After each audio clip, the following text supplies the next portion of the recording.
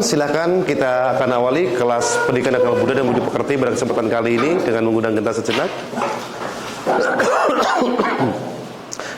Oke, kamu lihat dulu semuanya. Kalau udah tenang baru kita mulai. Silakan. Dengan saya menyambutkan ini, membawaku kembali ke rumah sejatiku.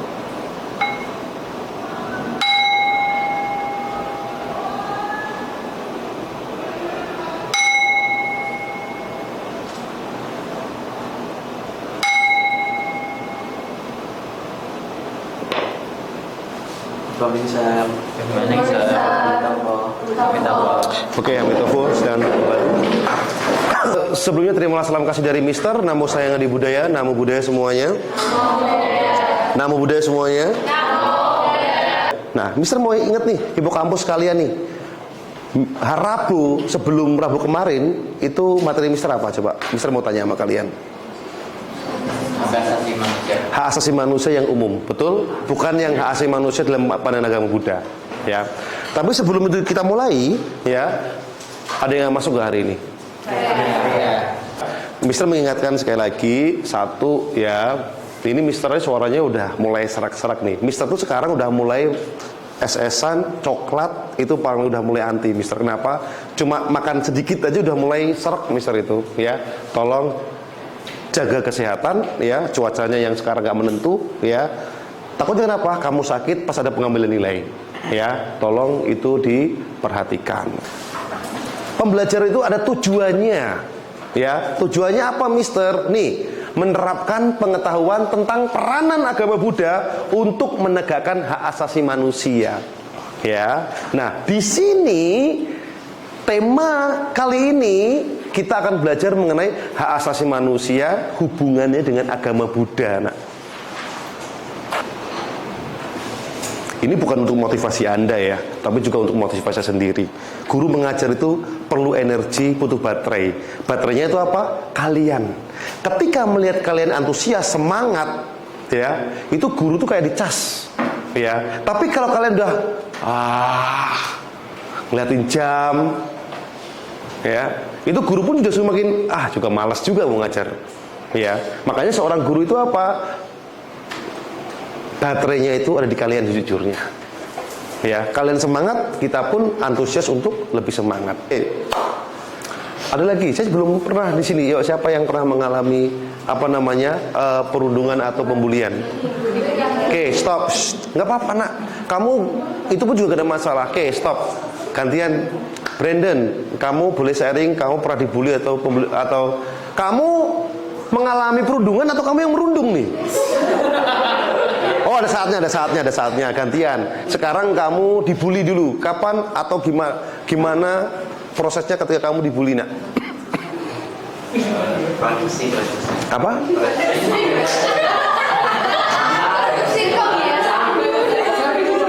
Stop. Saya udah antusias loh mendengarkan. Ya, kenapa kamu dengan mudah privasi? Oke, cari yang nggak privasi deh, nggak mungkin. Hidup kamu kan penuh dengan antara pembulian dan nggak dibully kan, seperti itu. Ayo.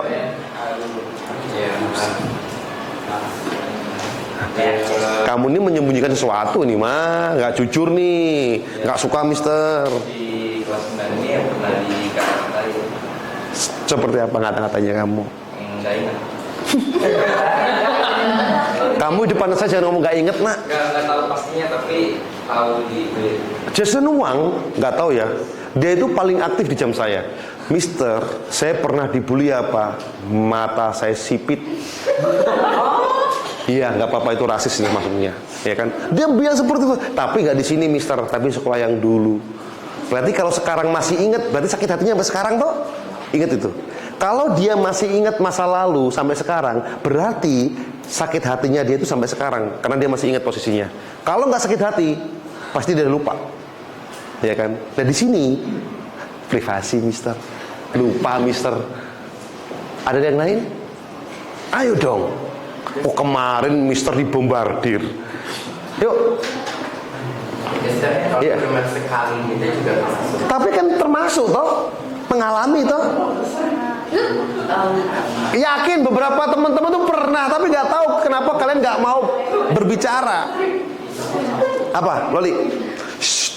Kalau temannya untuk memberikan ini, tolong diam dulu ya sebentar ya. Silakan, Nak.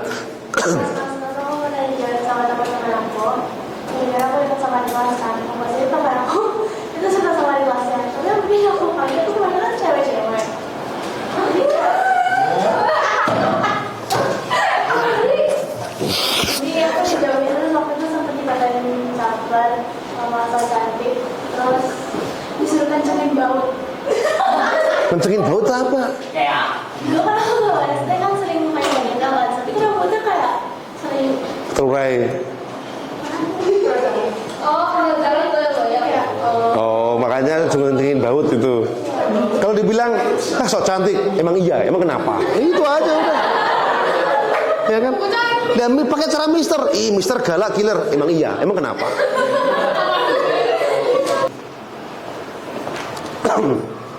Sudah nyiapin video, tapi nggak bisa di play di PPT, saya harus manual.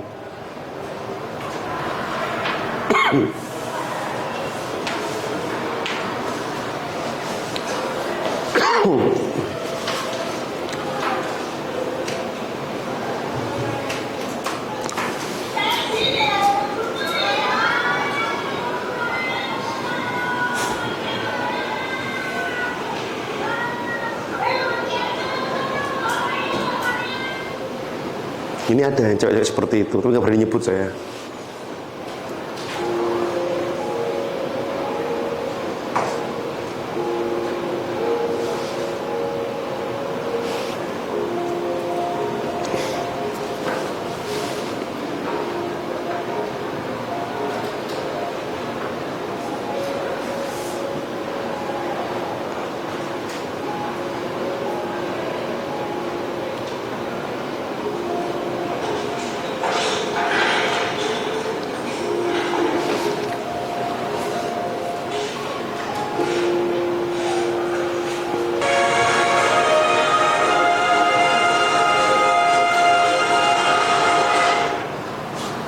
Saya mau cerita banyak dari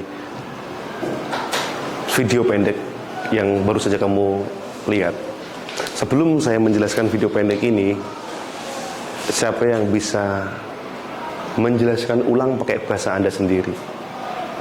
Silakan angkat tangan, volunteer. Siapa yang bisa menjelaskan ulang pakai bahasa kalian sendiri? Nggak harus sama persis, nggak apa-apa. Ada? Ketika Anda bisa menjelaskan ulang, berarti apa yang Mister inginkan dari video ini sudah tertransfer ke kalian, tanpa harus saya menjelaskan ulang. Ya. Tapi ketika Anda tidak bisa membantu saya untuk menjelaskan ulang, saya tidak tahu Anda paham atau tidak.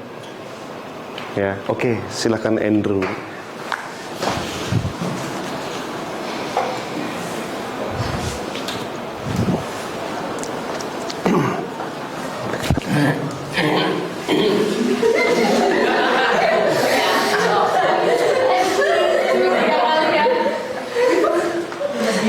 Jadi ada satu anak perempuan yang dibully sama sekelompok anak perempuan. Nah, lalu sekelompok anak perempuan itu kayak didorong, dilempar-lemparin, dirobekin kertasnya, dikeluarin alat tulisnya, gini gitu.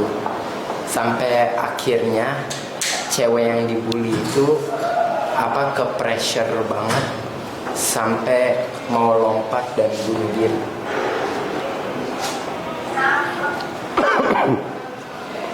Dah, oke. Saya mau pengen mengawali dari sini, Nak.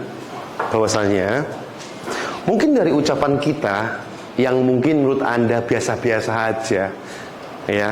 Terus direspon orang itu nggak biasa-biasa aja. Biasanya pertingkaian itu diawali dari situ. Contoh, niatnya bercanda. Ini yang sering saya alami. Mister, saya cuma bercanda loh. Oke. Konsep bercanda itu ketika kalian tidak ada masalah, betul ya? Tapi yang kamu ajak bercanda itu, ya, lihat mereka itu moodnya sama nggak kayak kalian? Ya, kalau nggak sama, jangan-jangan dipaksa teman Anda suruh bercanda kayak kalian. Itu yang mengakibatkan kadang-kadang apa? Pertengkaran akan dimulai, jarak persahabatan akan mulai merenggang, sikap dingin akan segera dimulai, yang biasa dekat sekarang menjauh. Saya yakin kok, teman-teman kalian atau anak di kelas 9B ini yang umurnya 14 tahun atau 13-14 tahun, ketika nggak sesuai dengan teman Anda nggak berantem kok, Anda nggak jamba-jambaan kok, Anda nggak ludah-ludahan kok. Paling apa? Sikap dan sifatnya yang berubah. Ya, yang biasanya dekat sekarang nggak dekat lagi, udah menjauh. Yang sikapnya selama ini hangat sekarang menjadi dingin. Saya bisa jelaskan, kamu paham kok maksud saya. Ya, itu yang terjadi biasanya. Kalau sampai anak tersebut berani pakai mukul dengan fisik, berarti itu udah keterlaluan. Ya, udah keterlaluan biasanya. Tapi biasanya anak zaman sekarang udah nggak pernah main fisik. Paling apa? Mengalahnya sikapnya yang sudah berbeda. Yang awalnya hangat sekarang dingin, yang dulunya dekat sekarang menjauh. Berteman masih berteman, ya. Hanya itu yang berbeda biasanya. Nah, kalau itu terjadi, tolong self awareness, introspeksi diri. Apakah ada yang salah dengan saya? Apakah ada yang salah dengan tutur kata, perbuatan, sikap saya? Tolong diintrospeksi diri. Nah, apakah sikap ini sesuai dengan ajaran Buddha? Ayo. Ya, hak asasi manusia, ya. Apakah sikap ini sesuai dengan ajaran Buddha? Nah, ajaran Buddha basicnya adalah satu, ya, yaitu apa? Kebaikan. Kamu tahu inti ajaran agama Buddha? Masih kemarin loh. Apa? Janganlah berbuat jahat, berbanyak berbuat baik, sucikan hati dan pikiran. Ingat itu, nak. Ya. Berarti apa, Mister, hubungannya hak asasi manusia dengan agama Buddha, Mister? Oke. Kalau kamu bertanya mengenai hubungan, ya, satu, Pancasila Buddhis itu adalah prinsip basic pertama untuk menghargai hak asasi manusia. Kok bisa, Mister? Tugas Anda itu. Dua, metta dan karuna itu adalah prinsip hak dasar dari orang menghargai hak asasi manusia. Kok bisa, Mister? Tugas Anda itu. Ya, jelas ya. Yang ini yang akan kita bahas selanjutnya. Oke, teman-teman, hari ini saya udah menyiapkan sesuatu ya buat kalian. Totalnya berapa di sini anaknya? 24. Saya minta menjadi 5 kelompok. Satu kelompoknya ada 5 dan 4, ya. Saya kasih dulu tekniknya. Dari 5 soal yang Mister kasih entar, soalnya ini adalah diskusi dan menganalisis. Nah, bacaannya ada di buku Anda di halaman 32 mengenai, dengerin dulu biar kamu tahu ntar, mengenai kisah Sunita, ya. Lalu kalian akan mendiskusikan pertanyaannya satu persatu dari anggota kalian. Hasilnya baru kamu menjadikan hasil diskusi Anda, nomor 1, nomor 2, nomor 3 dan sebagainya. Entar akan dari satu kelompok itu ada 4 atau 5 anak, saya tunjuk satu untuk mempresentasikan. Tadi di kelas sebelah dapat 3 kelompok kami. Yang maju tadi adalah Jason Huang.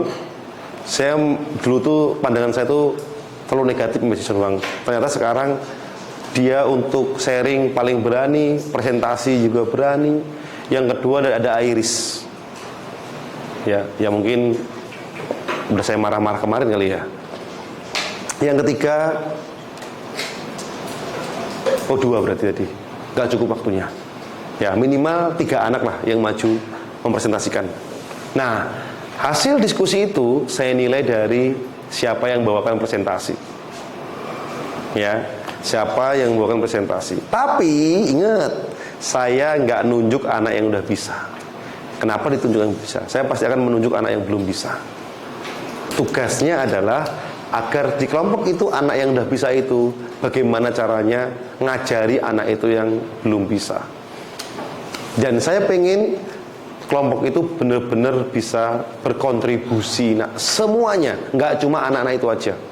Kalau ada yang nggak kontribusi, nggak usah catat namanya, ya, nggak usah dicatat namanya.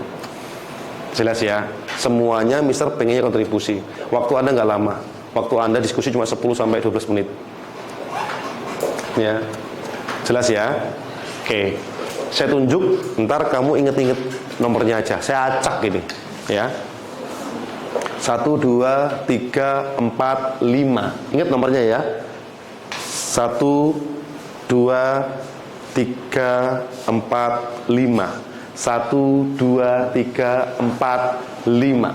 1, 2, 3, 4, 5. 1, 2, 3, 4. 4 ya, 4. Oke, 4. 4, oke. Silahkan Anda. Jangan suruh saya ulang, karena saya acak, saya nggak mungkin ingat kalau ulang. Ya, silahkan Anda tanpa ada suara berkumpul dengan kelompok Anda. Coba ingat nomornya aja.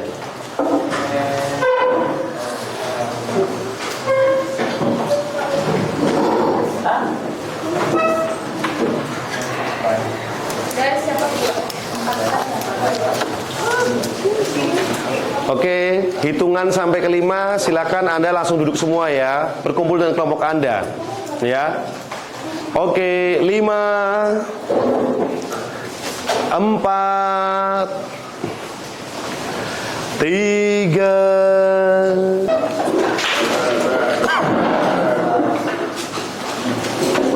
Oke, pilih satu anak yang tulisannya bagus ya untuk jadi sekretaris.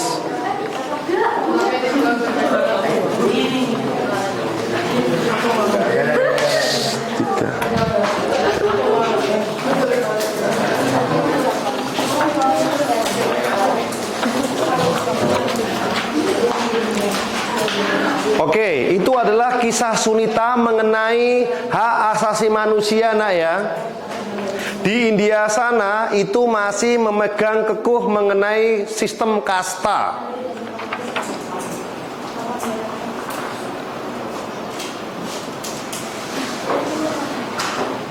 Kasta itu apa sih, Mister? Kelompok.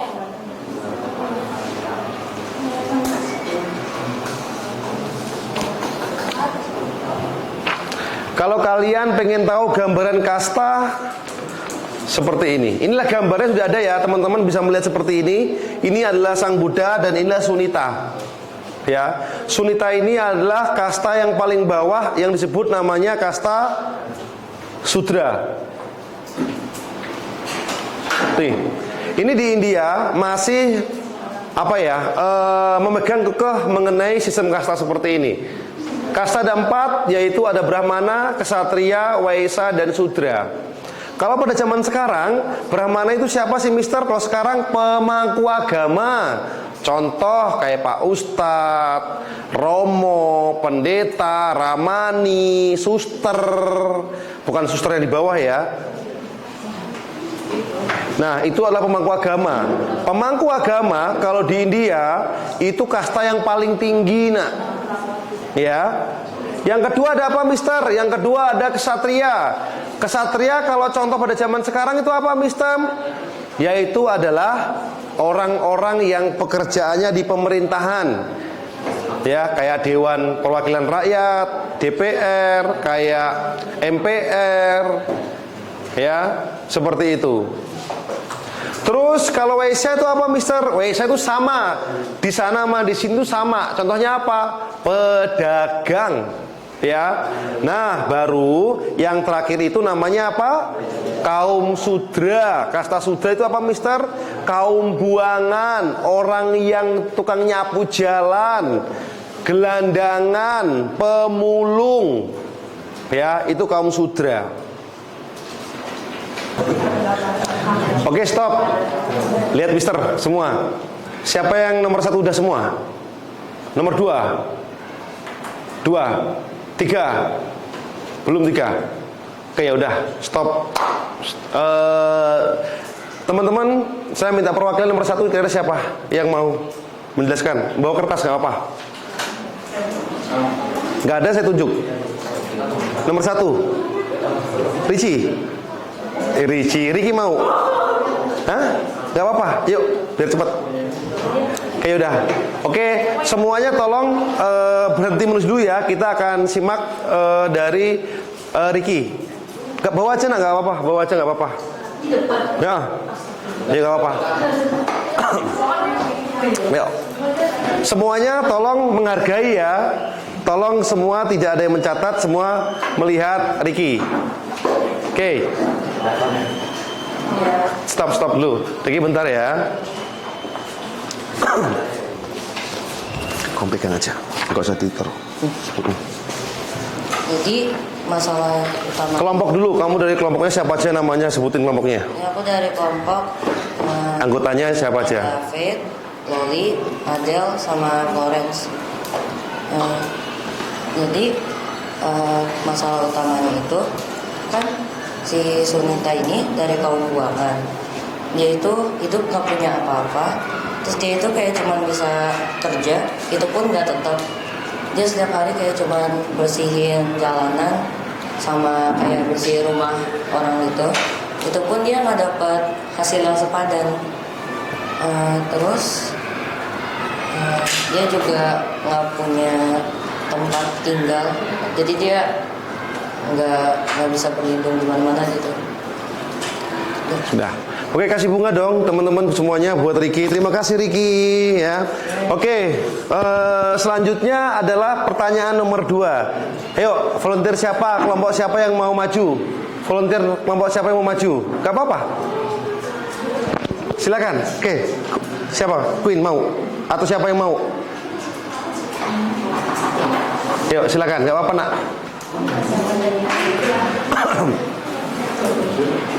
Kenalin kelompoknya dulu ya. Anggota kelompok aku adalah Brandon, Quinesha, Michela, dan Karen. Perhatian semua ya.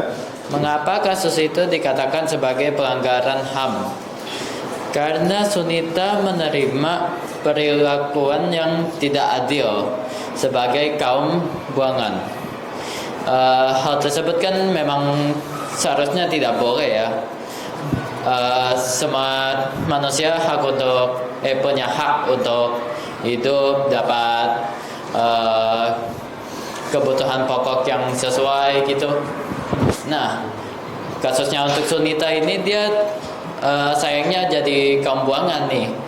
Ya, akhirnya dapat yang seadanya aja. Udah. Oke, terima kasih. Kasih bunga dong buat semuanya. Buat siapa namanya? Jason ya? Iya.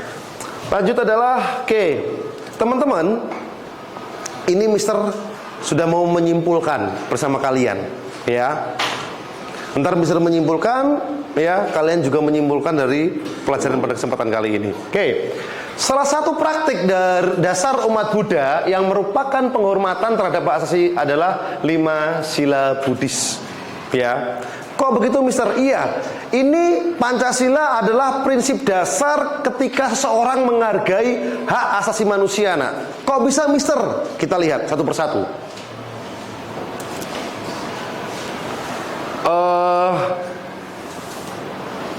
Ricci, baca yang keras, yang bawah. Sila pertama adalah kata membunuh dalam konteks lebih luas. Sila pertama ini juga termaksud pada aturan untuk tidak menganiaya dan mengenai. Oke, ganti Andrew. Yang kenceng nak. Dari awal. Sila pertama. Sila pertama adalah tentang membunuh dalam konteks lebih luas. Sila pertama ini juga termasuk pada aturan untuk tidak menganiaya dan melukai semua makhluk tanpa terkecuali. Dengan tidak membunuh, menganiaya, dan melukai makhluk lain, berarti kita telah menghormati hak asasi makhluk lain untuk dapat terus hidup. Oke, ketika Anda melukai ya, ataupun membunuh, itu sama aja udah melanggar hak asasi manusia untuk hidup. Nggak cuma membunuh ya, melukai pun juga termasuk. Jelas ya? Oke, yang kedua, Brandon, yang kenceng nak. Yang kedua adalah kata mencuri. Yang maksud mencuri adalah mengambil barang milik orang lain dengan paksa atau diam-diam tanpa seizin pemiliknya. Dengan tidak mencuri berarti kita telah menghormati hak asasi orang untuk memiliki sesuatu. Jangan membiasakan untuk mengambil barang orang lain sekecil apapun, termasuk pensil atau apapun. Itu sudah melanggar HAM atau hak asasi manusia. Ya, kalau diawali dari yang terkecil, itu akan berani ke depannya ke belakangnya hal-hal yang besar. Kenapa? Itu secara langsung akan mengupgrade diri Anda. Ya, sorry ya, Mister udah WA Coach Judi akan terlambat. Ya. Oke, lanjut. Luisa yang kenceng nak. Sila ketiga adalah pantang berbuat asusila atau zina. Yang termasuk dalam perbuatan asusila adalah menjalin hubungan asmara dengan seseorang yang tak layak, yaitu orang yang bukan suami atau istrinya. Seorang yang masih di bawah umur, seseorang yang masih dalam perlindungan orang tua. Dengan tidak melanggar sila ketiga ini berarti kita telah menghormati hak orang lain untuk hidup damai dan harmonis. Oke, kalau sila ketiga jelas ya. Bahwasannya apa? Ya, kalau dari SMP itu minimal diawali dari mana? 1, pergaulan bebas biasanya, ya. Maka dari itu, ya, jangan pernah kalian, ya, macam-macam mengenai perasaan. Kalau belum pernah mengenai perasaan, jangan dulu. Ya, karena kenapa? Kalau orang sudah mulai main perasaan, itu luar biasa, nak. Ya, jelas ya. Oke. Nah, ini adalah mengenai hak asasi manusia berhubungan dengan meta dan karuna. Mengembangkan cinta kasih atau meta dan belas kasih atau karuna, ajaran meta bawana menekankan agar semua makhluk berbahagia tanpa diskriminasi. Karuna mendorong kita untuk menolong yang menderita akibat pelanggaran HAM. Jelas ya. Kalau meta itu apa? Cinta kasih yang sifatnya universal. Kalau karuna membantu, welas asih membantu kepada orang yang membutuhkan, ya. Menanamkan cinta kasih dapat mengurangi kebencian, diskriminasi dan kekerasan yang terjadi penyebab utama pelanggaran HAM. Ya, makanya apa? Dibutuhkan dari apa? Perjalanan ketika Anda menjalankan, mempraktekkan Pancasila Buddhis dan mengembangkan meta dan karuna. Ketika itu terjadi, teman-teman, Anda bisa dikatakan sedikit tidak akan melanggar. Maksudnya apa? Bisa apa ya? Introspeksi diri. Kalau Anda mau melanggar HAM, oh iya, basicnya ini loh, Pancasila Buddhis dan mengembangkan cinta kasih. Kalau ini bisa ada di dalam diri Anda, minimal Anda tidak akan pernah melanggar HAM lagi, nak. Ya. Oke, kesimpulan. Menurut ajaran Buddha, mengatasi pelanggaran HAM dilakukan dengan membangun kesadaran moral atau sila, cinta kasih universal atau meta, dan kebijaksanaan atau panya. Kenapa? Oh iya, kebijaksanaan di sini adalah ketika kamu melukai, ketika kamu melanggar HAM, ada konsekuensi yang harus kamu bayar atau kamu harus tanggung, nak. Ya. Oke, terakhir dari Mister, teman-teman, refleksi satu sikap yang akan saya lakukan mulai hari ini untuk menghargai hak asasi orang lain adalah satu aja. Kira-kira apa? Apa, nak?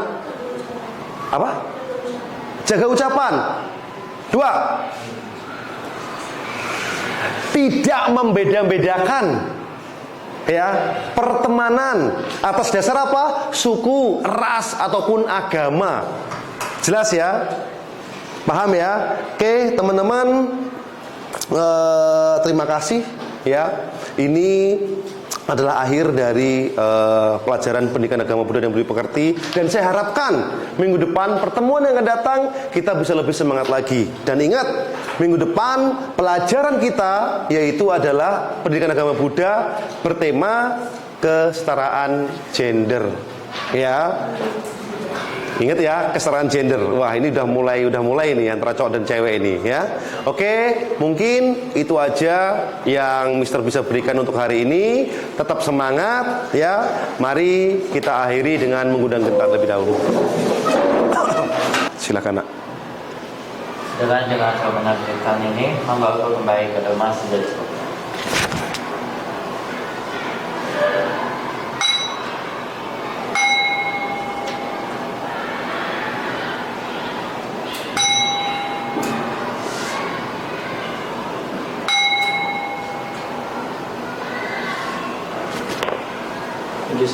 Thank you, sir. Oke, baik, terima kasih. Selamat siang, Aminofo semuanya.